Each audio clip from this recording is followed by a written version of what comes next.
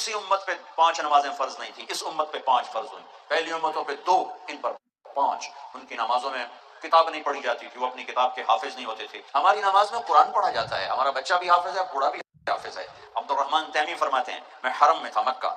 عثمان رضی اللہ تعالیٰ عنہ امیر المومنین ہیں، حج پہ آئے ہیں یا عمرے پر آئے ہیں، حرم میں داخل ہوئے، جوتا ہاتھ میں ایک طرف رکھا، اللہ اکبر، نماز شروع کی، اور الف لام میم ذالک الکتاب سے تلاوت شروع کی۔ ان کو جستجو ہوئی کہ یہ سورہ بقرہ سے جو ابتدا کی ہے، شروع کی، مطلب دیکھو رکوع کہاں کرتے ہیں۔ جب میں بیٹھ گیا پاس، بقرہ گزر گئی، آل عمران گزر گئی، نساء گزر گئی، مائدہ گزر گئی، سورہ انعام گزر گئی، اعراف گزر گئی، انفال گزر گئی، توبہ گزر گئی، یونس گزر گئی، قل اعوذ برب الناس ملک الناس الہ الناس من شر الوسواس الخناس الذی یوسوس فی صدور الناس من الجنۃ والناس پہ جا کے رکوع کیا۔ اول تو پڑھنے والے 10% ہیں، 90% تو پڑھتے ہی نہیں، 30% جمعہ پڑھ لیتے ہیں، 70% جمعہ